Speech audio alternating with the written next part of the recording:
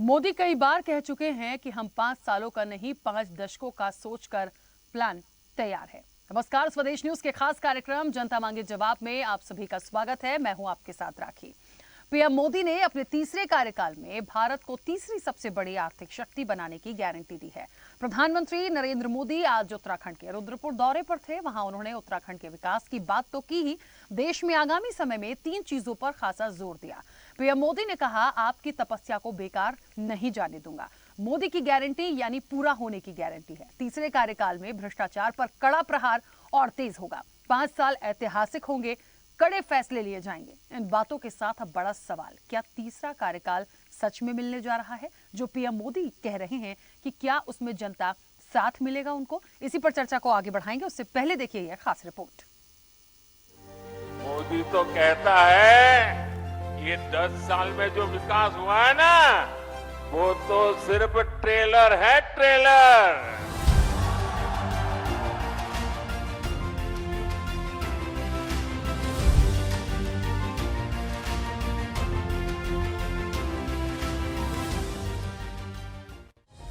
मोदी तो कहता है ये 10 साल में जो विकास हुआ है ना, वो तो सिर्फ ट्रेलर है, ट्रेलर। अभी तो बहुत कुछ करना है। मोदी है तो मुमकिन है। ये नारा तो पुराना हो चुका है, लेकिन बीजेपी की गाड़ी इसी पटरी पर चल रही है। पीएम मोदी एक ऐसा चेहरा बने जिनकी हर एक बात को जनता बखूबी सुनती है और मान भी लेती है, फिर चाहे थाली बजाना हो या दिए जलाना। इस समय लोकसभा के रण में गारंटियों की भरमार है। मोदी की गारंटी मतलब पूरा होने की गारंटी, ये भी खूब चल रहा है। लेकिन ये नारा इतना कॉन्फिडेंस से क्यों? इन सब के पीछे 3 शाश्वत मुद्दों पर ध्यान देने की जरूरत है।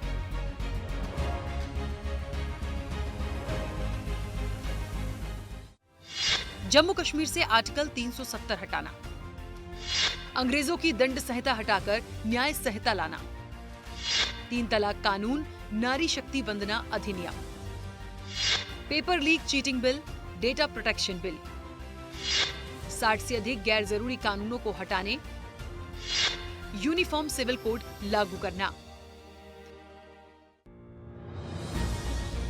इसके अलावा सीएए, एनआरसी पर प्रमुखता से बात करने जैसे ये वो मुद्दे हैं जिनका वादा पिछले चुनाव में बीजेपी ने किया था। और इस बार तीसरा कार्यकाल भ्रष्टाचार पर कड़ा प्रहार और 5 साल ऐतिहासिक करने की गारंटी है। अब इसमें जनता कितना साथ देगी, ये तो आगामी चुनाव में स्पष्ट हो जाएगा। साथियों, 24 के इस चुनाव में अब स्पष्ट रूप से 2 खेमे बन गए हैं। एक तरफ हम लोग ईमानदारी और पारदर्शिता जनता जनार्दन के सामने लेकर के आए हैं। दूसरी तरफ भ्रष्टाचारी, परिवारवादी, उनका जमावड़ा है। आप मुझे बताइए, भ्रष्टाचार हटना चाहिए कि नहीं हटना चाहिए? हर भ्रष्ट पर कार्रवाई जारी रहेगी। और तीसरे टर्म की शुरुआत में अब 2-2.25 महीने बाकी रहे हैं, बहुत कम समय बाकी रह गया है। तीसरे टर्म में भ्रष्टाचार पर और तेज प्रहार होगा, ये मैं आपको गारंटी देने आया हूं। अगले 5 साल के लिए करीब 15 प्लान भी सामने रखे हैं। भ्रष्टाचार का खात्मा, भ्रष्टाचारियों पर कार्रवाई, भारत को तीसरी बड़ी आर्थिक शक्ति बनाना, 2047 तक विकसित भारत की दिशा में काम, समर्थ और सशक्त भारत की गारंटी, भारत के इंफ्रास्ट्रक्चर को नई ऊंचाई देना, भारतीय रेल का कायाकल्प, भारत के डिफेंस एक्सपोर्ट में नया रिकॉर्ड, स्पेस सेक्टर की नई उड़ान, गगनयान की सफलता, सोलर पावर को घर घर में पहुंचाना। अब कुछ ऐसे वादों पर भी नजर डाली जाए जिन पर आज तक विपक्ष इन्हें घेरता आया है। काला धन, भ्रष्टाचार, 15 लाख खाते में आना, 2 करोड़ रोजगार और परेशान किसान। हालांकि भ्रष्टाचार को लेकर देश में कई कार्रवाई देखने को मिल रही है, लेकिन सियासत उस पर भी बरकरार है और टाइमिंग पर सवाल उठ रहे हैं। इन सब के बीच कर्नाटक में कांग्रेस के एक नेता ने देश को 2 हिस्सों में बांटने की बात कही, जिस पर पीएम मोदी ने सवाल उठाया कि क्या देश को बांटने की बात करने वालों को सजा नहीं मिलनी चाहिए। प्रधानमंत्री ने तीसरे टर्म का एक्शन प्लान बताते हुए कहा कि तीसरे टर्म में आपका ये बेटा एक और बड़ा काम करने जा रहा है, जिसे लेकर विपक्षी दल पीएम पर सवाल खड़े कर रहे हैं। मोदी जी लगातार बेटी पढ़ाओ बेटी बचाओ और तमाम ऐसी बातों को करते रहे, लेकिन आज उत्तराखंड की बेटियां जानना चाहती हैं कि क्या वो उनके परिवार का हिस्सा है कि नहीं। देश ने तो देखा कि चाहे जब खिलाड़ी बहनें हमारी सड़कों पर थीं, मणिपुर की आदिवासी बहनों के साथ दुराचार हो रहा था और तमाम ऐसी बातें, अंकिता भंडारी के मामले में वो वीआईपी कौन है, क्या वो मोदी जी के परिवार का हिस्सा है, इस सवाल का जवाब हम लोग ज़रूर सुनना चाहेंगे। कि हमारे आस्था का स्थान केदारनाथ मंदिर से जो 230 किलो सोना की चोरी हुई, उस चोरी को करने वाला कौन है और किस तरीके से, अगर हिंदू आस्था का प्रतीक केदारनाथ मंदिर की रक्षा अगर यहाँ की सरकार नहीं कर पा रही है तो उसके लिए जवाबदेह कौन है। तीसरा सवाल जो हम लोगों का है वो पेपर लीक और भर्ती घोटालों को लेकर के है। इनमें जो सफ़ेद पोशों का नाम आ रहा है या जिनकी चर्चा एस राजू ने की थी, जो आयोग के उस वक्त चेयरमैन थे, क्या वो भी मोदी जी के परिवार का हिस्सा हैं? कि जो युवा अपने देश के लिए जान देना चाहता है उसको तो आप अग्निवीर के नाम पर सिर्फ 4 साल का मौका दे रहे हैं। यह सवाल मोदी जी से है कि जब आप 10 साल राज करने के बाद अब 5 साल और मांग रहे हैं, तो क्या उत्तराखंड के वो युवा जो देश पर अपना जान न्यौछावर करना चाहते हैं, उन्हें सिर्फ 4 साल का मौका मिलेगा? अब जैसे जैसे मौसम का पारा हाई हो रहा है, वैसे वैसे चुनावी सरगर्मी भी बढ़ रही है। लोकसभा चुनाव के पहले चरण के मतदान में ज्यादा वक्त नहीं रह गया है। ऐसे में वार पलटवार भी तेज होते जा रहे हैं, लेकिन पीएम मोदी को भरोसा है कि वो तीसरी बार देश की कमान संभालने जा रहे हैं और ये भी तैयारी है कि आने वाले 5 सालों में क्या क्या करना है जो इतिहास बनेगा। तो वही कुछ गारंटियां विपक्ष भी गिना रहा है। ऐसे में किसकी गारंटी में कितना दम है और जनता किसके संग है, ये बड़ा सवाल है। स्पेशल रिपोर्ट, स्वदेश न्यूज।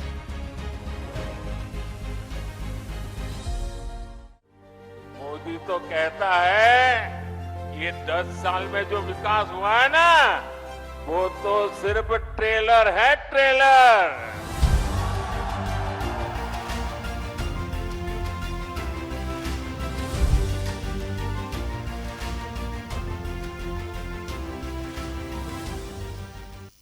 चलिए, तो तीसरे टर्म के एक्शन प्लान की बात हो रही है और तीसरे कार्यकाल की जो बात हो रही है या जो कहा गया है, वो ये साफ साफ दर्शा रहा है कि पीएम मोदी और भारतीय जनता पार्टी 100% श्योर हैं कि वो इस बार भी सरकार में होंगे। नहीं तो आप कैसे कह सकते हैं कि तीसरी पारी आपको मिलने जा रही है? अभी तो इलेक्शन हुआ नहीं।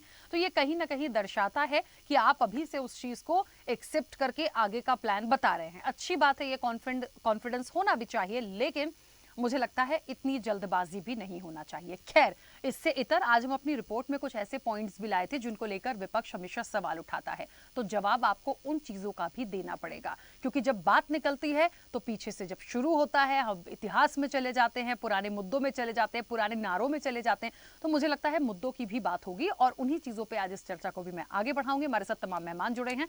सबसे पहले आपका परिचय करा दें। भारतीय जनता पार्टी का पक्ष रखने के लिए रमाकांत मिश्रा हमारे साथ जुड़े हैं। रमाकांत जी, बहुत स्वागत चर्चा में जुड़ने के लिए। कांग्रेस का पक्ष रखने के लिए मुर्तजा मौसवी हमारे साथ जुड़े हैं। मुर्तजा जी, आपका भी बहुत स्वागत है। आम आदमी पार्टी का पक्ष रखने के लिए चिराग सेठी हमारे साथ जुड़े हैं। चिराग जी, आपका भी बहुत स्वागत है। समाजवादी पार्टी का पक्ष रखने के लिए महेश आर्य जी हमारे साथ जुड़े हैं। महेश जी, आपका भी बहुत स्वागत है। और अब से कुछ देर में हमारे साथ वरिष्ठ पत्रकार इंदुकांत दीक्षित जी होंगे। इंदुकांत जी का भी मैं स्वागत करती हूँ। फिलहाल हमारे साथ वो कनेक्ट नहीं है। चर्चा की शुरुआत सबसे पहले मुर्तजा जी आपसे करना चाहती हूँ और इसलिए भी क्योंकि मुझे लगता है एक तो महत्वपूर्ण बात ये हो रही है कि 10 साल का विकास अभी तो ये ट्रेलर है, ऐसा पीएम मोदी ने कहा, बहुत कुछ बाकी है। तीसरे कार्यकाल की उन्होंने बात कर दी, यानी उन्होंने 100% ये श्योरिटी दे दी कि भारतीय जनता पार्टी ही इस बार फिर से सरकार बनाएगी। इससे इतर बहुत सारे मुद्दे ऐसे हैं जिनको लेकर बात रखने की जरूरत है।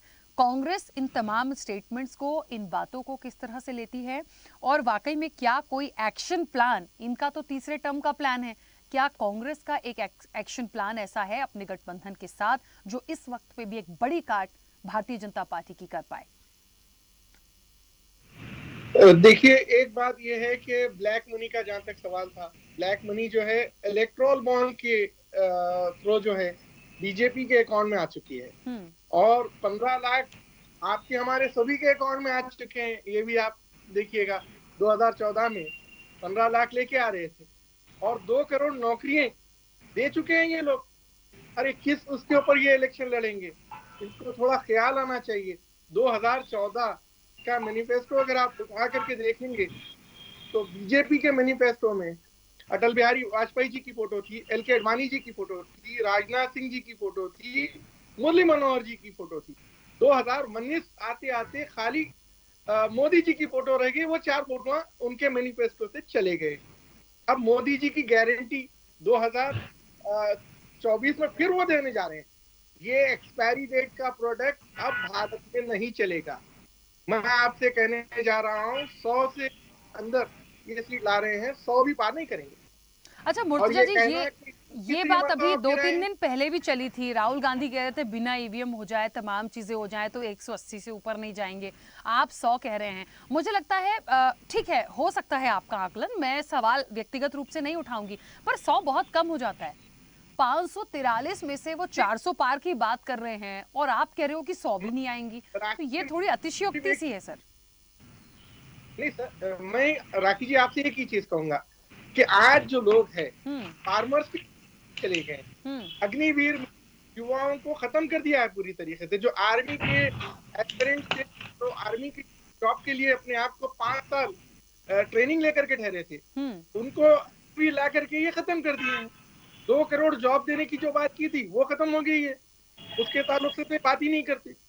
अब आप सोचिए कि ये जो मुद्दे हैं, ये मुद्दे खत्म होने के बाद महिलाओं का अरे महिला सबसे बड़े पोस्ट पर हमारे पास है, जो प्रेसिडेंट ऑफ इंडिया है, उनका खुद ये दूसरे महिलाओं का क्या करेंगे? तो अब ये सब चीजें जो इसके बाद आप यकीन कर लीजिएगा कि 100 के अंदर ही आएंगे। 100 भी जो मैं कह रहा हूँ ना, ये ट्रेडिशनल इनके सीट्स है जो इनको आएंगे, उसके अलावा आगे नहीं जाएंगे ये। ठीक है, ये तो खैर आने वाला समय बताएगा। रमाकांत जी, मेरी आवाज पहुंच रही है? जी। रमाकांत जी, विपक्ष तो यहाँ साफ कह रहा है कि 100 सीटें आएंगी। खैर ये इनका आकलन हो सकता है, वो क्यों कह रहे हैं, लेकिन कई सारे सवाल उन्होंने उठाए हैं। काला धन से लेके 2014 की भी कुछ बात आ गई है, कुछ पॉइंट्स हैं जिस पर काम नहीं हुआ है, इसलिए शायद विपक्ष ये बातें कर रहा है और उनको ये कॉन्फिडेंस है कि जो बातें हैं, जो कमियां हैं, उसको वो सामने रखकर इन तमाम चीज़ों में है। अब इससे इधर हमें इस चीज़ पर भी ध्यान देना होगा, जो आपके कमिटमेंट्स थे, इसमें कोई दो राय नहीं है कि चाहे 370 की बात हो, चाहे राम मंदिर का मुद्दा रहा हो, क्योंकि ये मैनिफेस्टो में रहा, यूसीसी रहा हो, वो भी रहा, तो ये तमाम चीज़ें पूरी हुई हैं। तो मुझे लगता है जनता दोनों चीज़ों को देखती है, लेकिन डायरेक्ट कनेक्शन किस चीज़ का जनता से है, वो उस पर आकलन करके अपना वोट देगी, जितना मुझे लगता है। बिल्कुल सही बात है राखी जी। भाजपा या एनडीए ने हमेशा से ही 2014 में जब आई तो जो पारंपरिक राजनीति थी उससे उठ करके काम किया। उन्होंने जीवन को आसान बनाने का काम किया। अगर आप कहेंगे जीवन को आसान कैसे बनाया, तो जब 12 करोड़ शौचालय की बात हुई और प्रधानमंत्री जी लाल किला से जब कहते हैं, जो कि स्वच्छ भारत अभियान के तहत ये 12 करोड़ शौचालय देने की बात आई, तो लोग कहने लगे जो कि ये शौचालय की बात एक प्रधानमंत्री कर रहा है लाल किले से, लेकिन जीवन को आसान बनाने का काम किया और उसके ऊपर में सफलता भी प्राप्त हुई। आप देखेंगे जो कि 9.5 करोड़ ऐसे गैस कनेक्शन दिए गए उज्ज्वला योजना के तहत, जहां पर हमारी माँ, बहन, बेटियां आंख में धुएं से परेशान हुआ करती थी और जहां पर जलावन से खाना बनता था, उसको आसान बनाने का काम किया। ऐसे ही अगर देखेंगे तो 3.5 करोड़ से ज्यादा आवास योजना के तहत जैसे घर देने का काम किया, तो निश्चित तौर पर मुझे लग रहा है जो कि जीवन को आसान बनाने का काम हमारी एनडीए की सरकार ने की। अब देखिए बात यह है जो कि हम कह रहे हैं 400 पार की बात, उसके पीछे रीजन है क्योंकि हमारा एक ही ध्येय है जो कि देश के अंतिम छोर तक बैठे व्यक्ति को योजनाओं का लाभ मिले, ये हमारा प्रयास है। उसमें आप देखेंगे चाहे वो ट्राइबल एरिया हो या आप देखेंगे ऐसा सुदूर क्षेत्र जो भारत के किसी भी कोने के अंदर में हो जहां पर बिजली नहीं पहुंची थी, वहां पर आज बिजली का संसाधन हो गया है, सड़क का संसाधन हो गया है। हम अपनी बात कर रहे हैं, हम बिहार से आते हैं और वहां पर हमने देखा है जो कि आज से 15 साल पहले और 20 साल पहले की मैं बात बताता हूं, वहां पर सड़क ऐसा हुआ करता था जर्जर अवस्था में, जहां पर बिजली नहीं हुआ करती थी। आज आप देखेंगे 24 घंटे में 23 घंटे बिजली वहां पे रहती है और सड़क तो ऐसा हो गया है, मुझे लगता है जो कि दिल्ली में भी ऐसी सड़क आपको नहीं मिलेगी जैसा बिहार के हर एक कोने में हमारे घर तक सड़क की पहुंच हो गई है। तो मुझे लगता है जो जीवन को आसान बनाने का काम इन 10 सालों के अंदर में किया गया है। अच्छा, एक तीसरे टर्म की बात हो रही थी रमाकांत जी, तीसरे टर्म में हम ये कर देंगे, मतलब आपको यकीन है कि इस बार भी मोदी सरकार ही बनेगी?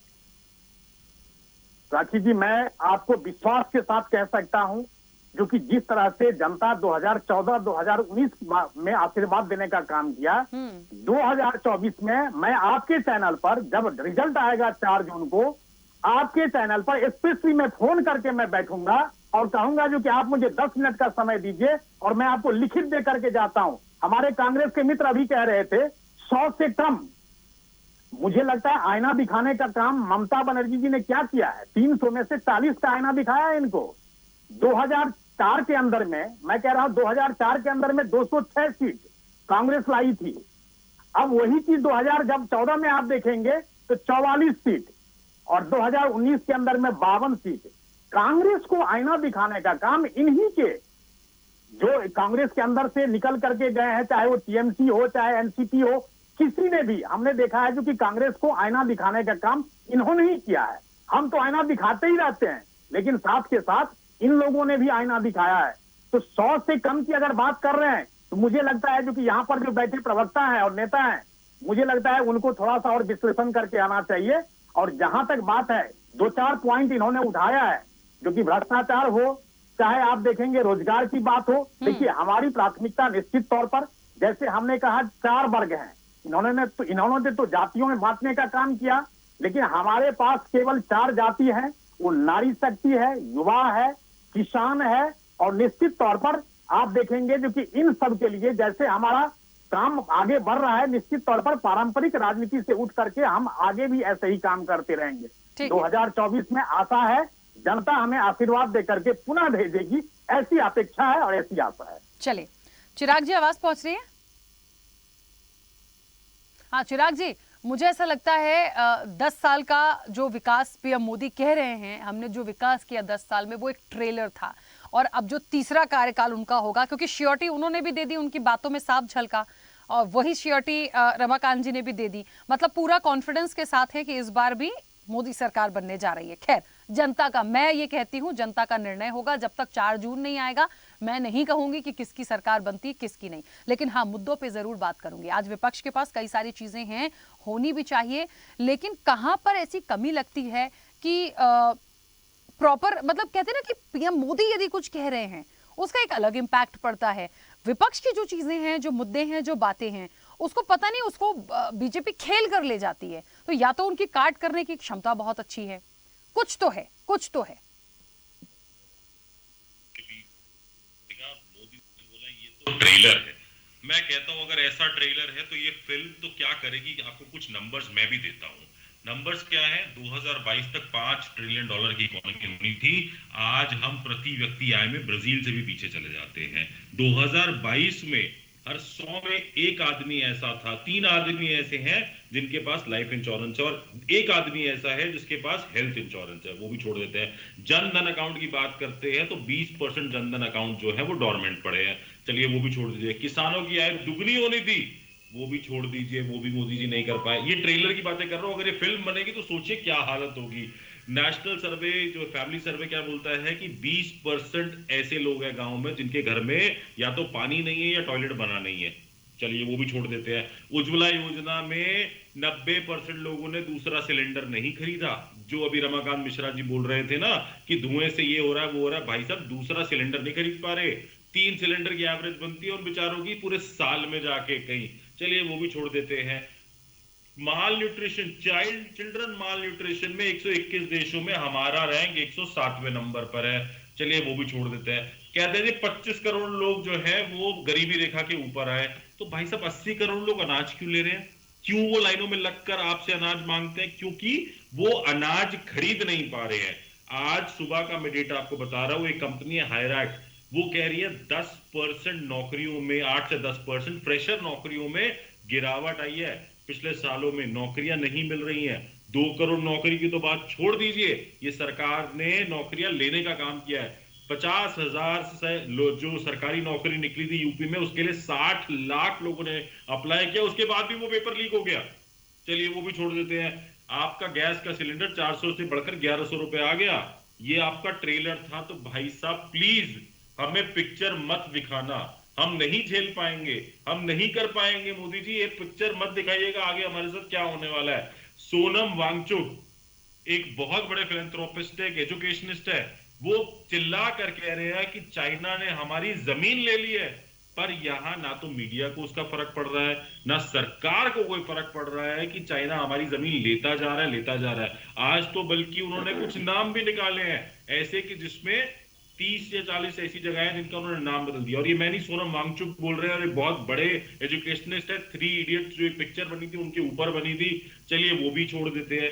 तो आप अपनी उपलब्धि क्या गिना रहे हैं कि सिर्फ ईडी और सीबीआई के डर से आपने ऑपोजिशन के नेताओं को, जिनको आप भ्रष्टाचारी बोलते थे, उनकी फाइलें बंद कर दी। प्रफुल्ल पटेल जिसपे आप इंडियन एयरलाइंस और इंडिया के स्कैम की बात करते थे, आपके सीबीआई ने उसकी क्लोजर रिपोर्ट लगा दी। चलिए वो भी छोड़ देते हैं। आपके एक और नेता छगन भुजबल, जिसको आपने 1.5 साल ईडी केस में जेल में रखा, ईडी ने आके कोर्ट में बोल दिया कि भाई साहब हमारी फाइल खो गई है। ये जनतंत्र की आप बात कर रहे हो, ये लोकतंत्र की आप बात कर रहे हो, ये आप बात कर रहे हो कि हम ये ट्रेलर लेके आए भ्रष्टाचार में। ये आपकी लड़ाई थी कि सारे भ्रष्टाचारी, बोला जी कोलगेट स्कैम नवीन जिंदल ने ये कर दिया, आपने उसको संसद भेजने के लिए लोकसभा का टिकट दे दिया। आपने जिसको बोला कि कारगिल की विधवाओं का घर ले लिया, उसको आपने राज्यसभा भेज दिया। तो ये आपकी भ्रष्टाचार पे वार था। अगर ऐसा भ्रष्टाचार पे वार था तो मुझे लगता है 10 साल तो आपने जीरो किया, आप तो देश को और पीछे लेके जाते जा रहे हो। ये ट्रेलर था अगर, तो राखी जी मुझे बहुत खेद है कहने में कि पिक्चर कितनी बुरी होगी। हमारे आने वाली जो पुश्ते हैं, हमारी जनरेशन तक खराब हो जाएगी, क्योंकि इस तरह की पिक्चर हम लोग पेश कर रहे हैं। हम तो सिर्फ एक बात बोल रहे हैं कि आप एक फेयर इलेक्शन करा लीजिए। कोई भी आवाज संवैधानिक एजेंसी उठा के देख लीजिए, ईडी सीबीआई सबका मजाक बना दिया। इवन इलेक्शन कमीशन में इलेक्शन कमिश्नर को चूज करने के लिए कोर्ट बोल रहा है कि चीफ जस्टिस ऑफ इंडिया को होना चाहिए। हम बोल रहे हैं चीफ जस्टिस ऑफ इंडिया को होना चाहिए। नहीं, 3 लोगों की कमेटी है, एक मैं होऊंगा, एक यूनियन मिनिस्टर होगा, एक ऑपोजिशन लीडर होगा। 250 उनको वो मिल जाते हैं सीवीज एक रात पहले, जिसमें से 6 शॉर्टेज करके दे दी जाती। मतलब कोई ऐसी चीज है मोदी जी ने जो तानाशाही की तरफ नहीं लेके जा रही इन लोगों को। पूरे तानाशाही वाला माहौल, ऑपोजिशन को उठाकर जेल में डाल दो। यही तो रशिया में हुआ था। रशिया में भी तो उठा के ऑपोजिशन को जेल में डाल दिया था। मतलब हम आज अपना जो हम कंपैरिजन कर रहे हैं, क्या आज हम अपना कंपैरिजन पाकिस्तान से जैसे देशों से कर रहे हैं जहां डेमोक्रेसी जैसी कोई चीज नहीं है? आज आप भी तो वही कर रहे हो।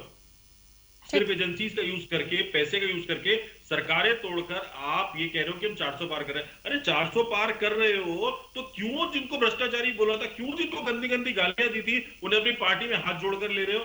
क्यों ऐसा कर रहे हो?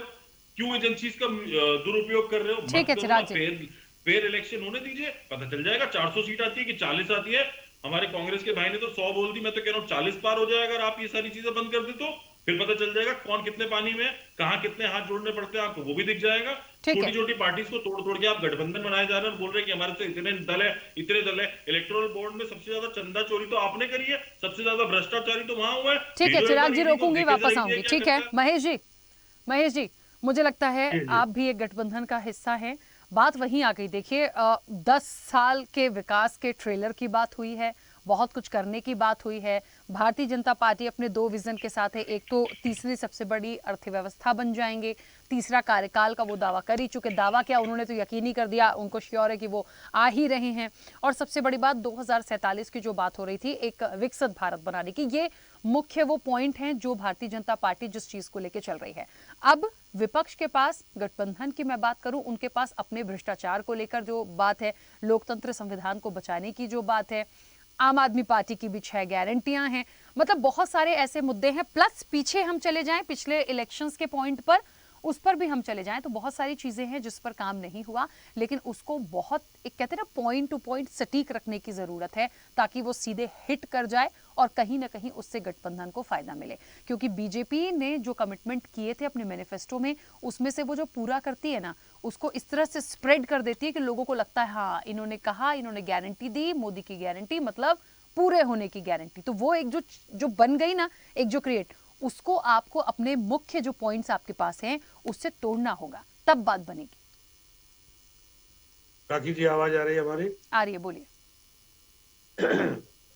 मैंने अभी सभी प्रवक्ताओं को सुना और भारतीय जनता पार्टी के साथी बोल रहे थे कि भाई ये इतना कुछ 10 साल में मोदी जी ने किया, मुझे लगता है कि 60-70 साल में किन्हीं सरकारों ने नहीं किया है।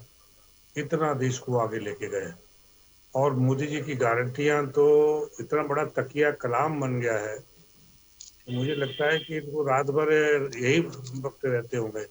अगर राखी जी गूगल कर, मेरी आवाज इनको कर रही, थोड़ा ठीक कराइए। ठीक है महेश जी, हाँ बोलिए। हाँ, तो मैं ये कह रहा था कि जिस तरह से अगर गूगल करे राखी जी तो आपको पता चला जाएगा कि जी हमारे रमाकांत जी का जब नेता के बारे में पता चलेगा सबसे बड़ा फेंकू कौन है, भारत का सबसे बड़ा फेंकू नेता कौन है, तो पता चलेगा जिसका नेता इतना बड़ा फेंकू हो, जो गूगल ने सर्च करके उसको नाम से कर दिया हो। ऐसे हालात में उनके जो छोटे नेता होते हैं, प्रवक्ता हो गए, वो भी ऐसे बोले। इन्होंने 2014 की बात करें तो जो वादे किए थे, मुझे लगता एक भी गारंटी पे खरे नहीं उतरे, चाहे वो नौजवानों की नौकरी का मामला हो, किसानों की दोगुनी आय का मामला हो, एमएसपी को देने का मामला हो, चाहे वो दलितों को, पिछड़ों को आरक्षण का कोटा पूरा करने का मामला हो। तो ऐसे हालातों में आपने देखा होगा कि जो नौकरी करने का वादा किए थे, वो नौकरियां वादा कहाँ हुआ, वो तो नौकरियां खत्म कर दी। इन्होंने देश की सारी संपत्तियां बेचने का काम किया, चंद अपने व्यापारी जो दोस्त थे उनको लाभ पहुंचाने का काम किया। आपने देखा होगा कि रेल को बेच दिया, तेल को बेच दिया, एयरपोर्ट बेच दिया, पोर्ट को बेच दिया, बीएसएनएल को बेच दिया। जो सरकारी संस्थाएं जिससे बहुत लोगों के सपने पलते थे, नौजवानों बड़े पैमाने पर नौकरियां निकलती थी, उनको जॉब मिलता था, लेकिन आज वो सब बेच डाला है चंद लोगों के हाथ में। मैं कोरोना कालखंड की बात करें राखी जी, पूरे देश की आर्थिक स्थिति गड़बड़ा गई थी। आपने देखा कैसे हालात में आम आदमी जो है गुजर रहा था। उस पोजीशन में इनके गिने चुने मुट्ठी भर जो दोस्त लोग हैं, उनकी मतलब कितना 100 गुना से ज्यादा आमदनी बढ़ी, जबकि सारी संस्थाएं बंद हुई पड़ी थी। उस समय जो देश के किसान का अन्नदाता रहे, उन्होंने देश की अर्थव्यवस्था को मजबूत करके रखा, उसने देश की लाज रखी और उसके बाद भी किसानों के खिलाफ 3 काले कानूनों को लाए। यही हमारे भाजपा के प्रवक्ता साथीगण उनकी इतना बयान बखान करते थे, गुणगान करते थे कि इससे बढ़िया बिल हो नहीं सकते, किसानों का कल्याण कर दिया, किसानों के भगवान के रूप में आदरणीय मोदी जी अवतार बन के आए हैं, ऐसे ऐसे बयान। और उसके बाद में आपने देखा कि देश के किसानों ने विरोध किया और उनके साथ इन्होंने क्या अत्याचार किया। इतना अंग्रेजी हुकूमत ने नहीं किया होगा, इतना मुगल काल में नहीं किया होगा कि किसी कालखंड में शायद ऐसा हुआ हो जो अपने ही अन्नदाता के खिलाफ उनके रास्ते को रोकें, उनके कांटे बिछाएं, उनके ऊपर पानी लगाएं, उन पर मुकदमे लगाएं। और 700 ज्यादा किसान वहाँ शहीद हो गए थे, उनके बारे में मुड़ के नहीं देखा। और एक दौर ये आया कि जब देश नहीं झुका, देश का किसान नहीं झुका, तो उसी जो गारंटी लेने वाला, जो गारंटियों का सबसे बड़ा राजा नेता है, और वो उसको काले कानूनों को वापस लेने पड़े और ये कह के वापस लिए किसानों को कि मैं आपके जो मांगे हैं उन वादों को पूरा करेंगे। लेकिन वो उसके बाद भी वादे पूरे नहीं हुए, दोबारा किसान आंदोलित हुआ, आपको पता ही है, धर्म के साथ वही अत्याचार हुआ। तो ऐसे हालात बने हुए हैं न जो किसानों के सगे हुए, नौजवानों के सगे हुए, न व्यापारियों के सगे हुए, ऐसे हालात देखा। इस देश में शायद ही इतिहास में पहली बार देखा होगा कि अगर कोई महामारी आई देश के अंदर और उसमें जो हमारे चिकित्सक थे, डॉक्टर्स थे, असली भगवान वो थे जिनको हम भगवान के नाम पर पूरे देश में इन्होंने वोट लेने का नाम किया, उन भगवान के मंदिरों में भी ताले लग गए, पुजारियों को भी मास्क और ऑक्सीजन देने पड़े, भगवान को भी चेहरों पर मास्क लगाने पड़े। और उस समय अगर जीविका को, जीवन को बचाने वाले हमारे डॉक्टर थे तो उन डॉक्टरों की कितना अपमान किया गया। और आपने देखा होगा कि इनके साए में, सत्ता के साए में एक बहुत बड़ा बाबा हुआ करता था, वो अपने आप को लाला साबित हुआ। लाला रामदेव की बात करो, आप सही समझे, जिसको जो पूरे कोरोना काल में उसका पता लगाया जाए कितने हजार गुना उसका व्यापार बढ़ गया, देश विदेश में उसका व्यापार छा गया। और उन्होंने, जिन डॉक्टरों ने कितना रिस्क लेकर के अपनी जान को खतरे में डाल करके और हमारी जान बचाने का काम किया, उन्हीं को अपमानित किया। उनकी आयुर्वेद जो हमारा जो नेचुरल, ठीक है, लेकिन आपको लगता है महेश जी, ऐसे हालातों में, मेरी बात आ रहा हूँ मैं आपकी बात से, मैंने सुनता रहा, बहुत देर में मेरा नंबर आया, तो मैं यही कहना चाहता हूँ कि इनकी जो गारंटियां हैं अभी तक 10 साल पूरे, मोदी जी ने बोला था कि 100 साल देशवासियों मुझे दे दीजिए, 100 साल में काया कल्प कर दूंगा। उसके बाद आज तो कितना साल, 10 साल से ज्यादा हो गए, कितने दिन गुने, 650 से ज्यादा दिन हो गए। तो ऐसे हालातों में इनकी गारंटियां कोई मतलब नहीं, सिर्फ बाबा जी की घंटियां बजाई और इसके अलावा इन्होंने काम कुछ नहीं किया। देश की जनता ने तय कर लिया है कि ऐसा हमको नहीं चाहिए, झूठ बोलने वाला इतना झूठ बोले सारी सच्चाई पे पर्दा पड़ जाए। इन्होंने 5 साल के लिए, आगामी के लिए जो निर्धारित कर दिया, घोषणा कर दी, इलेक्शन कमीशन को चाहिए कि इलेक्शन न कराएं, इनको सर्टिफिकेट जारी कर दें, प्रधानमंत्री की शपथ दिला दें। 400 से पार 5 साल के, हमारी तो ट्रेलर था 10 साल का, अरे तुमने 10 साल में क्या किया, लोगों को लाइन पे लगा दिया। आपने देखा होगा कोरोना कितने लोग जो है मरे। ठीक है सर, हम बार बार कोविड पर आ रहे हैं, वो चीज क्लियर हो चुकी है। ठीक है कफन तक महेश जी, मुझे अब रोकना होगा सर, बहुत ज्यादा टाइम हो रहा है। कालखंड में हुआ तो मैं इतना कहना चाहता हूँ, जरूर कोई घोटाला है, जरूर कोई देश के साथ गद्दारी होने का प्लान है, क्योंकि मुझे लगता है लोकतंत्र आगे नहीं रहेगा। इसी कारण से देश का प्रधानमंत्री कहता है कि अगले 50 साल तक का हमारा जो वो है खाका खींच दिया। देश का लोकतंत्र की व्यवस्था हर 5 साल के बाद चुनाव होगा, जनता के दरबार में जाना पड़ेगा, उनका जन समर्थन लेना पड़ेगा, तब सरकार बनेगी, चाहे आपकी बने, विपक्षी बने, कांग्रेस की बने, समाजवादी की बने।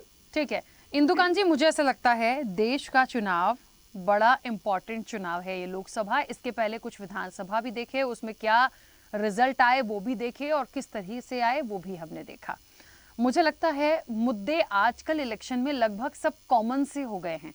कुछ चीजें हाँ प्रभाव डालती हैं, लेकिन मुझे लगता है कुछ मुद्दे ऐसे भी थे जो विधानसभा में भी चले हैं और ये लोकसभा में भी चलेंगे, क्योंकि जनता से कनेक्शन दोनों जगह ही, हर इलेक्शन में जनता कनेक्ट होती है और वही अपनी सरकार को चुनती है, चाहे राज्य की हो चाहे केंद्र की हो। अब महत्वपूर्ण यहाँ पे ये है कि पीएम मोदी का जो परसेप्शन बना हुआ है, या कह लीजिए परसेप्शन भी ना कहें, उन्होंने जो किया है, या वो जो 10 साल के विकास के पे एक ट्रेलर की बात कर रहे थे आज, उसमें उन्होंने कहा हमने ये किया। हाँ, ये बात सच है, कुछ कमिटमेंट्स उनके थे जो उन्होंने किए हैं, इसको कोई डिनाई नहीं कर सकता। लेकिन आप 2047 का विजन लेकर चल रहे हैं, 2047 में बहुत वक्त है, आप तीसरी बड़ी अर्थव्यवस्था बनने की बात कर रहे हैं, आपकी मंशा बहुत अच्छी है, लेकिन आप इसको कैसे कर पाएंगे? क्या ऐसे ही चलने से होगा? अभी इन 5 सालों की तो बात हम कर लें कि हम उसमें क्या कर रहे हैं, पहली बात। दूसरी चीज ये कि विपक्ष के पास बहुत सारी बात है, कहाँ कमी है? विपक्ष या तो मुद्दे बहुत अच्छे रखता है, या तो उसको प्रॉपर प्रेजेंट नहीं कर पा रहा, या फिर आपस में इतने उलझे रहते हैं कि बात रखना नहीं चाहते, शायद कुछ सहमति नहीं बन पाती। क्योंकि मैं हमेशा चर्चा में सुनती हूँ मुद्दे तो हैं, बात है, पर वो हिट नहीं कर रही है इस इलेक्शन में। कहाँ कमी देखते हैं?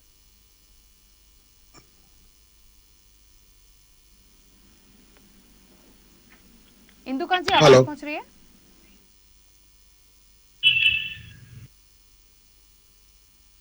किससे बात कर रहे हैं आप? इंदुकांत जी, मेरी आवाज पहुंच रही है आप तक? मैं कुमार राकेश बोल रहा हूँ। मेरे नाम के आगे किसी भाई लोगों ने इंदुकांत दीक्षित लिख दिया है, मैं कंफ्यूज हो गया किससे बात कर रही हैं। अच्छा ठीक है, मुझे लगता है चेंज हुआ है सर, क्योंकि मेरे पास भी वरिष्ठ पत्रकार इंदुकांत दीक्षित जी हैं और इसीलिए मैंने इंदुकांत दीक्षित जी बोला। अब क्या मिसअंडरस्टैंडिंग हुई है, मैं बिल्कुल इसके लिए क्षमा प्रार्थी हूँ और मैं नाम भी चेंज करवाती हूँ, और उसके बाद आपसे मैं सवाल लूंगी। मैं फिलहाल, चलिए, कुमार राकेश जी हमारे साथ इस चर्चा में जुड़े हैं। मेरी आवाज तो पहुंच रही है, हम कंटिन्यू तो आपके साथ करें, नाम में चेंज करा रही हूँ। हाँ, आपकी आवाज तो आ रही है। ठीक है, मेरा प्रश्न सुनाओ। तो प्रश्न वही है कुमार राकेश जी की, कहाँ कमी हम कहाँ देख रहे हैं? मेरी आवाज मिल रही है आपको? हाँ, बिल्कुल मिल रही है। जी जी जी, आप बताइए, सवाल बताइए। मैं एक्चुअली नाम को लेके थोड़ा सा मैं अच्छा, कोई बात नहीं, कोई बात नहीं। कुमार राकेश जी, मैं ये कह रही हूँ कि पीएम मोदी आज 10 साल के विकास को कह रहे थे, विकास की कई बातों को उन्होंने रखा और उन्होंने कहा ये ट्रेलर है, अभी बहुत कुछ बाकी है। ठीक है, दूसरी बात, उन्होंने 2047 का विजन लिया, तीसरी बड़ी अर्थव्यवस्था की बात कही, ये हम सब जानते हैं। विपक्ष के पास बात रखने के लिए, आरोप लगाने के लिए बातें तो हैं, और अभी इससे पहले चिराग जी बहुत सारी बातों को रख रहे थे, उनके पॉइंट्स भी मुझे बहुत अच्छे लगे उन्होंने जो रखे। लेकिन मुझे ऐसा लगता है जब इतनी अच्छी चीजें हैं, वो हिट क्यों नहीं कर रही, वो उस चीज को काट क्यों नहीं रही हैं? क्यों एक जो मोदी जी कह देते हैं तो वो हो रहा है, जबकि हम यहां से तो हर मुद्दे पे हर राजनीतिक दल की बात को रखते हैं? कहाँ कमी है? राखी जी, जो बातें हुई अभी, मैं कुछ देर से हूँ यहाँ पे, करीब 10-12 मिनट से जो भी है, एक महेश आर्या जी नाम है उनका, मैं थोड़ा सुन रहा था। काफी उन्होंने सारगर्भित बातें रखी उन्होंने, और लेकिन जितनी बातें विपक्ष के लोग कर रहे हैं, मुझे इस बात से हैरानी है, उसको प्रामाणिक रूप से पेश नहीं कर पा रहे हैं। जो प्रामाणिकता होनी चाहिए बातचीत में और जो उनके तथ्यों में, मैंने कथ तो हैं, कथ बड़े सुंदर सुंदर है, बड़े अच्छे शब्दों का उन्होंने इस्तेमाल किया, अलंकारिक भाषा का इस्तेमाल किया, लेकिन उसमें तथ्य नहीं है। उन तथ्यों के अभाव में सारी मुश्किलें खड़ी हो रही हैं, आम जन के बीच भी, लोगों के बीच में। चाहे मोदी की मुमकिन होने के बाद, मोदी की गारंटी के बाद, जो माननीय प्रधानमंत्री नरेंद्र भाई मोदी दावा कर रहे हैं कि हमने ये किया है, तो उसके कहने के आगे उनका प्रमाण भी है। यदि कहते हैं कि मैंने इतना करोड़ उज्ज्वला दिया, तो उसका प्रमाण है। लेकिन इनके पास, जो विपक्ष दल हैं, इनके पास वो प्रमाण नहीं है कि ये जो बोल रहे हैं कि 6 करोड़ या 8 करोड़ या 10 करोड़, इसमें से तो 10 ही को मिला, 5 ही को मिला, इनको मिला नहीं, ऐसा प्रमाण ये पेश नहीं कर पा रहे, पहली बात। दूसरी बात, यदि जो बातें उन्होंने कही है, यदि पिछले 70-75 वर्षों की आबादी में, अमृत काल में, हमारा देश विश्व की 5वीं आर्थिक शक्ति बना है, उसका इनको खंडन करना चाहिए कि मोदी झूठ बोल रहे हैं। ये 5वीं शक्ति नहीं है, हो ही नहीं सकता। हमारा देश तो पिछड़ा हुआ है, गरीब है, नाक सपेरों का देश है, इनको ये बताना चाहिए। और ये बताना चाहते हैं तो चंद्रयान गया, वहां सिर्फ शक्ति पॉइंट बना, इनको बोलना चाहिए झूठ है, ये गलत है, मोदी ऐसा झूठ बोल रहे हैं। यदि हमारे पास आज की तारीख में विदेशी मुद्रा का अपार भंडार है, तो उस पर इनको खंडन करना चाहिए कि मोदी झूठ बोल रहे हैं, विदेशी मुद्रा का भंडार इतना नहीं हो सकता। मैं तथ्यों की बात कर रहा हूँ, कथ्यों की बात नहीं कर रहा हूँ। मैं बात को घुमाने की बात, मैं जर्नलिस्ट हूँ, चाहे बीजेपी हो कांग्रेस, मेरे लिए सब समान है, और मैं तथ्यों की बात करूंगा। जब तथ्यों की बात करूंगा तो हमारे कुछ भाई लोग हैं, कहेंगे आप बीजेपी की बात कर रहे हैं, राष्ट्रवाद की बात करेंगे तो कहेंगे बीजेपी की बात करेंगे, हम सनातन हिंदू की बात करेंगे तो बीजेपी की बात करेंगे। ये किसी का पेटेंट राइट नहीं है कि मैं सनातन हिंदू को फॉलो करता हूं तो मैं भाजपा का हो गया, या राष्ट्रवाद की बात करता हूं तो मैं भाजपा का हो गया। यदि उनका मुद्दा है, उनसे लगता है, कोई कुछ कहे, मुझे कोई फर्क नहीं पड़ता। लेकिन जो बातें कही जा रही है, जो बातें सामने है, जो तथ्य है, उसको सबको मानना पड़ेगा, और उनके मानने और ना मानने से नहीं होगा, क्योंकि वहां पे देश की जनता मान रही है। जो गारंटी की बात कर रही है, 18 महीने में संसद भवन बनवाएंगे, वो 18 साल से प्रपोजल पड़ा था, 10 साल पहले प्रपोजल बना, आपने क्यों नहीं बनवाया? सौर ऊर्जा की बात कर रहे हैं, अभी मैं किसी एक चैनल में था, उन्होंने कहा अरे new wine and old bottle. हमके भैया मैं तो वाइन नहीं पीता, आपको लगता है वाइन है, न्यू बॉटल की बात कर रहे हो। 2014 के पहले भी मैंने वो मिनिस्ट्री कवर किया। ये क्या कह रहे हैं कि मोदी जी ने क्या कहा, 1 करोड़ लोगों को मुफ्त सौर ऊर्जा से बिजली देंगे, और वो रेवड़ी बांटने की बात नहीं कर रहे थे, सशक्तिकरण की बात कर रहे थे। उससे एम्प्लॉयमेंट पैदा होगा। एक घर, एक के पास सौर ऊर्जा है तो 10 घर, 20 घर, 40 घर को मुफ्त में दे सकता है एक ही खर्च पे। तो ये एक चैनल ऑफ एनर्जीज है, चैनल ऑफ एम्प्लॉयमेंट है, चैनल वहां पे मुफ्तीकरण नहीं है केजरीवाल की तरह, अन्य कांग्रेस की तरह। जैसे अभी हालत खराब है कर्नाटक में, उन्होंने मुफ्त में बस बांट दिया हमारे टैक्स पेयर के पैसे का। जो प्रधानमंत्री मोदी जी हैं, वो टैक्स पेयर के पैसों का मजाक नहीं उड़ा रहे हैं, जो कांग्रेस है, आप और सभी सरकार ने उड़ाया है और आज भी उड़ा रहे हैं। तो मुद्दा इसको समझना पड़ेगा कि तथ्य और कथ्य में कितना डिफरेंस है। डाटा की बात कीजिए, जो विदेशों में भारत की छवि बनी है, मैं पिछले 94-95 से 70 से ज्यादा देश मैंने कवर किया है, और 14 के बाद और पहले की मैं आप हमसे घंटों ले लीजिए, फैक्ट पे बात मैं बहस कर सकता हूँ, डिस्कशन कर सकता हूँ फैक्ट पे। चाहे मनमोहन सिंह की बात हो, चाहे वो राजीव गांधी की बात हो, चाहे नरसिंह राव की बात हो, चाहे चंद्रशेखर जी की बात हो, अटल बिहारी वाजपेयी की बात हो, सारे सरकारों की तुलना करें तो छवि बदली है। कारण क्या है? यदि हम डिक्टेट कर रहे हैं टर्म को, तो उसके पीछे ताकत क्या है, उसके पीछे रहस्य क्या है? अब एक और बात मैं बता दूं कि आज की तारीख में भाई हमको देश की, फिर अभी लोग बोल रहे हैं अमेरिका ने बोल दिया अकाउंट फ्रीज हो गया कांग्रेस का। आप गलत एक्सप्रेस करेंगे, लॉबिंग करेंगे तो वो ऐसा ही होगा, जबकि ऐसा नहीं है। जो कोर्ट ने उनको खारिज कर दी। लियन में और फ्रीज में फर्क होता है। और हमारे जो माननीय मुख्यमंत्री आज की तारीख में भी हैं, जिनकी शोभा बढ़ा रहे हैं अरविंद केजरीवाल जी, जर्मनी और अमेरिका ने उन्हीं के लिए कंसर्न क्यों किया? उनका जो चड्ढा, राघव चड्ढा, वो प्रीति गिल जो भारत की विरोधी काम करती है, हालांकि उनके साथ वो क्या कर रहे थे लंदन में, वो सारे बात का जवाब देना पड़ेगा। देश जो भी पार्टी में यदि देश के खिलाफ कोई काम कर रहा है, आम जनता हम आप कोई माफ नहीं करेगा। ठीक है, पीछे के सारे लिंक को समझना पड़ेगा और जानना पड़ेगा। तथ्यों पे जाइए, तथ्यों पे नहीं जाइए। विपक्ष की ये सबसे बड़ी मजबूरी है या मुश्किल है या जो भी है, वो तथ्य ही नहीं पेश कर पा रहे हैं। वो घुमा करके वो जलेबी परोस रहे हैं, रसगुल्ला परोस के। आम पब्लिक को रसगुल्ला ज्यादा अच्छा लगता है, जलेबी परोसेंगे, अब जलेबी में उलझ जाएंगे। ये मेरा सुझाव भी है, मेरी मान्यता भी है। और आज जो जनता है रखेंगे, जनता उसको एक्सेप्ट करेगी और फिर वो अपना बताएगी वो क्या होता है। वो पावर जो है, पावर्ड है हमारी जनता, इतनी मूर्ख भी नहीं है। 65% यूथ का देश है आज की तारीख में। हमारे और महेश आर्या जी का देश नहीं है, वो अंडर 35 का देश है। वो हमसे आपसे ज्यादा समझदार है, वो ज्यादा संवेदनशील है। ठीक है कुमार राकेश जी, ठीक है मैं रोकूंगी बीच में। धन्यवाद। ठीक है, मुर्तजा जी कुछ कहना चाह रहे थे, बोलिए पहले जल्दी से। रमाकांत जी इसके बाद आऊंगी आपके पास। जो है भारत को आजादी मिली और यही 10 सालों में जो है भारत की तरक्की हुई। आप सोचिए इस किस्म की बातों से। अरे हिंदुस्तान की तरक्की जो है 1947 से शुरू हो गई थी और कांग्रेस के जो 70 साल गुजरे हैं, आप यकीन जानिए वही तरक्की के थे। आज अगर देश का कोई दुश्मन है तो ये भाजपा है, देश की अगर कोई दुश्मन है तो ये मोदी सरकार है। आप देखिएगा चाइना कितनी जमीन हमारी खा चुका है, इसकी बात होती नहीं है। डाटा दीजिए, डाटा कि हम ये परसेप्शन बना नहीं सकते। क्यों नहीं बना सकते? आपकी मीडिया है, आपने मीडिया को खरीद रखा है। और यही नहीं, इंडिविजुअल कई एक जर्नलिस्ट, मैं राखी जी आपकी तरफ नहीं बता रहा हूँ, तेलंगाना के मीडिया को ही खड़ा रखा था कांग्रेस ने। तेलंगाना में सरकार बन गई पे है। अरे मैं कर्नाटक में मीडिया को खरीद रखा था कांग्रेस ने, आज जो सरकार बन गई। क्या बात कर रहे हैं आप? क्या बकवास कर रहे हैं कि मीडिया खरीद रखा है? भारत की महिला ये सारी को परंपराएं को पता है कांग्रेस ने जन्म ली थी। युवा को रही भावना जैसी और आप देखेंगे 100 सीट भी भारतीय जनता पार्टी नहीं लेके आएगी 2000 चलेगा अभियान।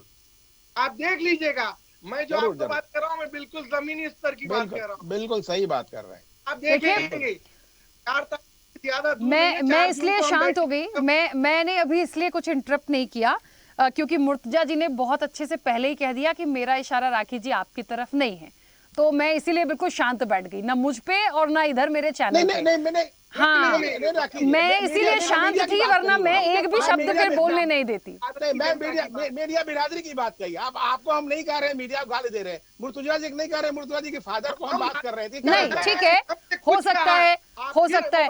नहीं कुमार राकेश जी, ये हमने देखा कई बार सर, आप क्योंकि आप भी जर्नलिस्ट है, बहुत वरिष्ठ है मुझसे, लेकिन हमने ये चीजें कई बार नोटिस की हैं। कुछ ऐसे क्वेश्चंस हो जाते हैं विपक्ष से कि वो तिलमिला से जाते हैं, उन्हें लगता है कि बीजेपी से नहीं पूछते हो आप, हमसे क्यों पूछते हो, तो वो उनको कभी कभी लगता है, इसलिए उनको ऐसा परसेप्शन बन गया होगा कुछ मीडिया हाउसेस को लेके। बट सब एक जैसे नहीं होते सर, सबका अपना पूछने का तरीका होता है ना, सबका अलग अलग तरीका होता है बात करने का। मैंने सबको नहीं कहा।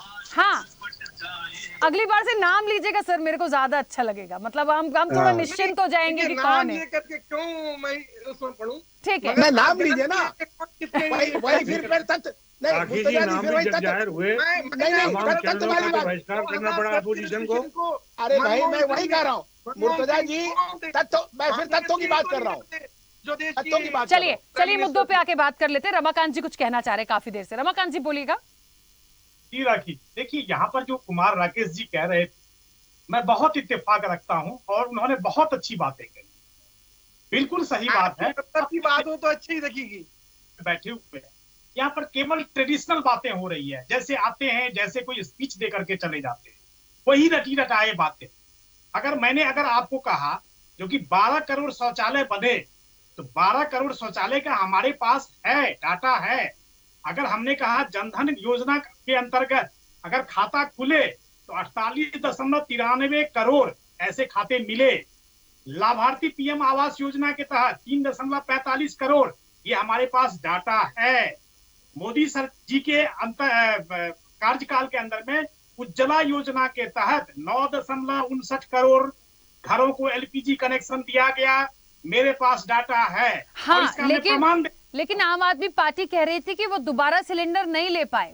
मैं उस पे सवाल नहीं उठा रही, जो अच्छी योजना है वो बहुत अच्छी है, लेकिन बाद में यदि परेशान हुए या कोई समस्या आई है तो वहां पे विपक्ष सवाल उठा रहा है, तो उसका भी जवाब देते चलिए, मुझे लगता है क्लियर ही हो जाए पूरी चीज। जी मैं मना कहाँ कर रहा हूँ। अगर इन्होंने कहा रोजगार के ऊपर में इन्होंने बात अगर की, अरे रोजगार में तो 6 करोड़ लोगों को आपने बेरोजगार की मात्र, मैं तो डाटा लेकर के बैठा हुआ हूँ। लेकिन अगर विपक्ष में कोई भी यहाँ पर, चाहे चिराग भाई हो, चाहे महेश भाई हो, चाहे आपको मुर्तजा जी हैं, अगर ये बता दें जो 22-23 के अंतर्गत हमने कितना रोजगार दिया, अगर ये बता दें तो निश्चित तौर पर मुझे लगता है कहीं लोग अध्ययन करके आए, लेकिन ऐसा है नहीं। ये केवल रटी रटाएं और ट्रेडिशनल बात करेंगे। मैं आपको डाटा देता हूँ, 1.39 करोड़ ईपीएफओ सब्सक्राइबर हैं जो लेबर एंड एम्प्लॉयमेंट साइट पर जाकर के, ये पीआईबी की रिपोर्ट है, ये मैं झूठ नहीं कह रहा हूं आपको, और 23-24 का डाटा जनवरी तक अपडेट है, जाकर के रखा है लोगों ने। ऐसे कह रहा हूं हवा में। लेकिन दिक्कत क्या है विपक्ष को, ये प्रमाण देने के लिए उनको पता है जो कि कार्यकाल जो 10 साल का रहा है मोदी जी का, उसमें उन्होंने बहुत बेहतर काम किया है और जनता के मन में जो विश्वास है वो निश्चित तौर पर कहीं ना कहीं और बढ़ा है। तो विपक्षी दलों का जिस तरह से यहाँ पर हम देख रहे हैं जो कि उनका जमीन खींचता होता है, अरविंद केजरीवाल जैसी शख्सियत को आगे जाए, ये पूरा इंडी अलायंस की बात कर रहा हूं मैं, या जो क्षेत्रीय दल जो हमारे विरुद्ध हैं, जो विपक्ष में बैठे हुए हैं, तो मुझे आश्चर्य नहीं होगा, क्योंकि ये प्रमाण देने के लिए तैयार नहीं होते, केवल ट्रेडिशनल बातें करते हैं। राखी जी ठीक है, चलिए चिराग जी बहुत सारे पॉइंट्स पे आप बात कर रहे थे, कुछ वहां से जवाब आया है।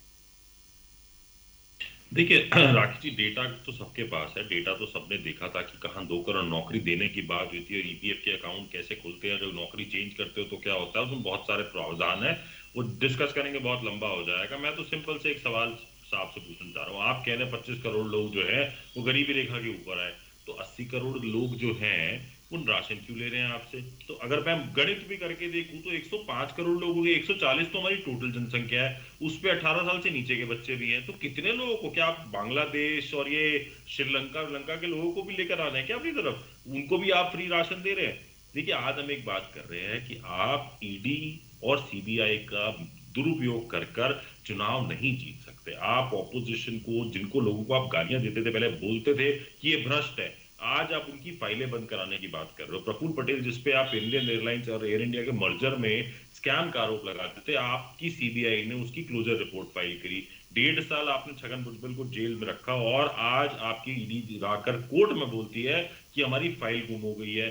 कोलगेट स्कैम में नवीन जिंदल जी को कितना, प्रधानमंत्री की बातें बता रहा हूं मैं, किसी और नेता की बात नहीं कर रहा, मैं किसी प्रवक्ता की बात नहीं कर रहा, मैं प्रधानमंत्री के शब्दों की बात कर रहा हूं। 71,000 करोड़ का स्कैम, नेचुरल करप्ट पार्टी, फिर उनको उप मुख्यमंत्री क्यों बनाया? अगर आप इतने कॉन्फिडेंट है, इतना काम हुआ, अभी जो रिपोर्टर महोदय थे वो कह रहे थे इतना काम हुआ है, तो आपको इन लोगों के आगे हाथ क्यों जोड़ने पड़ रहे हैं? क्यों कारगिल की विधवाओं के घर जिसने लिए उसको आपको राज्यसभा भेजना पड़ रहा है? बहुत अच्छे लोग हैं आपकी पार्टी में, उनको भेजिए। आप नहीं भेज सकते क्योंकि वो नहीं जीत पा रहे हैं। आपने काम नहीं किया पिछले 10 साल में। पिछले 10 साल में आपने अर्थव्यवस्था की जो हालत करी है इस समय पर, हम ब्राजील जैसे देशों से भी प्रति व्यक्ति आय में पीछे चले गए हैं।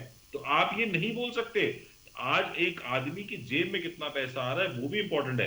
कितने 1% लोगों के हाथ में कितना पैसा आ गया है वो भी देखिए। अपने अमीरों को अमीर बनाते जा रहे हैं। आज आप ईडी वहां क्यों नहीं भेजते जहां पर आप देख रहे हैं कि काम हो रहा है, आपको चंदा मिलता है और आपको काम मिल जाता है?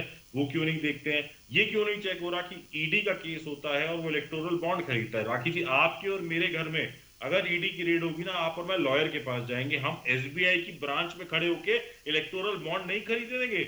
यहाँ पे 10 तारीख को ईडी की रेड होती है, 15 को वो कंपनी जाके इलेक्टोरल बॉन्ड खरीद रही होती है। आप और मेरे जैसा इंसान तो वकील ढूंढ रहा होगा कि क्या करेंगे।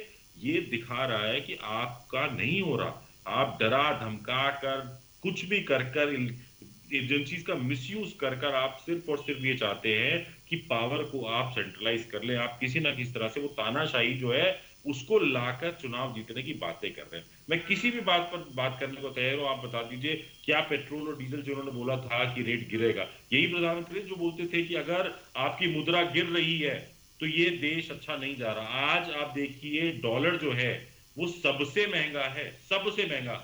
आज तक इतना महंगा डॉलर कभी नहीं हुआ जितने की रेट आज है। अब आप बता दीजिए कहां गया वो डॉलर। जो एक बोलते थे कि डॉलर जब 60 रुपए का था, जो बोलते थे कि अर्थव्यवस्था का एक पैमाना होता है कि आपकी जो वैल्यू है करेंसी की वो बढ़नी चाहिए। आज मैं देख रहा था आरबीआई कह रहे थे कि आप एक इंटरनेशनल करेंसी बनाइए। अरे पहले रुपए को तो स्ट्रांग करो, पहले कुछ ऐसा तो करो कि जिससे आपका रुपया स्ट्रांग हो। बातें करना बड़ा आसान है कि अब ये कर देंगे, तीसरी बड़ी व्यवस्था, चौथी बड़ी व्यवस्था। अरे भाई साहब, आदमी को पैसा दो, मेरी व्यवस्था 5 ट्रिलियन डॉलर की हो जाएगी, उससे क्या फर्क पड़ेगा। 80 करोड़ लोग तो फिर भी अनाज फ्री में लेने के लिए लाइनों में लग रहे हैं। क्या फायदा होगा आपकी तीसरी बड़ी अर्थव्यवस्था बनने का जब आपका एक इंसान रोजी रोटी नहीं खरीद पा रहा अपनी।